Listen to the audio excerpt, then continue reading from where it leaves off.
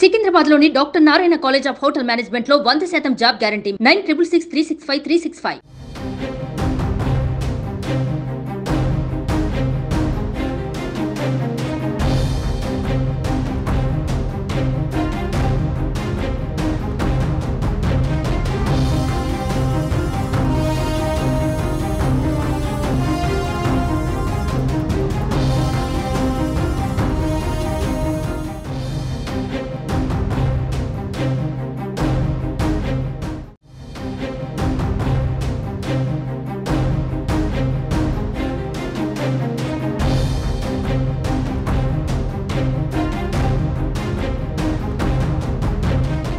ఆంధ్రప్రదేశ్లో నామినేషన్ల పర్వం ముగిసింది. చివరి రోజు కావడంతో అన్ని పార్టీలకు చెందిన అభ్యర్థులతో పాటు స్వతంత్రులు కూడా భారీగా నామినేషన్లు వేశారు.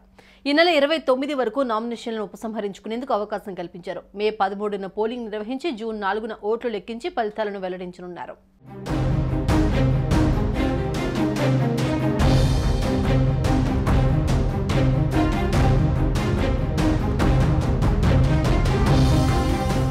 ఆంధ్రప్రదేశ్లో సార్వత్రిక ఎన్నికల నామినేషన్ల గడువు ముగిసింది. ఏపీలో అసెంబ్లీ, పార్లమెంట్ ఎన్నికలు ఒకేసారి జరగనున్నాయి.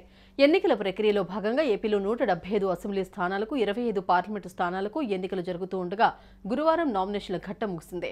వీటిలో 175 అసెంబ్లీ స్థానాలకు 4210 నామినేషన్లు దాఖలు కాగా 25 పార్లమెంటు స్థానాలకు 731 మంది నామినేషన్లు వేశారు. శుక్రవారం నామినేషన్లు పరిశీలించనున్నారు. ఈ నెల 29 వరకు నామినేషన్ల ఉపసంహరణకు గడువు ఉంది. ఆ తర్వాత పోటీలో ఉండే తుది అభ్యర్థుల జాబితాను ప్రకటిస్తారు. ఇండిపెండెంట్లకు గుర్తు ఖరారు చేస్తారు. వచ్చే నెల 11వ తేదీ సాయంత్రం వరకు ప్రచార గడువు ఉంది. మే 13న పోలింగ్ జరగనుంది. జూన్ 4న ఫలితాలు వెల్లడిస్తారు.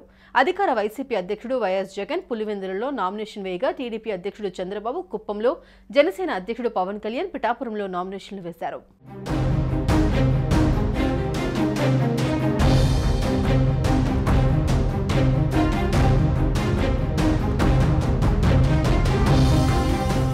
ఏపీలో ఎక్కువ హడావుడి కనిపిస్తోంది. 175 నియోజకవర్గాల్లో ప్రధాన పార్టీల అభ్యర్థులు భారీ ర్యాలీలు నిర్వహించారు. నామినేషన్ల దాఖలకు భారీ బల ప్రదర్శన చేశారు. ఖర్చుకు వెనుకాడకుండా హంగామా చేశారు.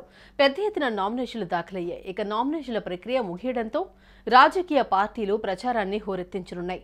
ఏపీలో అగ్రనేతలు వరుసగా పర్యటించబోతున్నారు. బీజేపీ తరపున ప్రధాని మోదీ రంగంలోకి దిగుతున్నారు. అమిత్ షా, రాజ్నాథ్ సింగ్ వంటి వారు ఇప్పటికే తెలంగాణలో సభలు నిర్వహించారు. ఏపీలోనూ ప్రధాని మోదీ పర్యటించబోతున్నారు. వచ్చే 2 వారాలు తెలుగు రాష్ట్రాల్లో ప్రచారం హోరెత్తనుంది. అసెంబ్లీ ఎన్నికలు జరుగుతూ ఉండడంతో ఏపీలోనే ఎక్కువ సందడి కనిపిస్తోంది.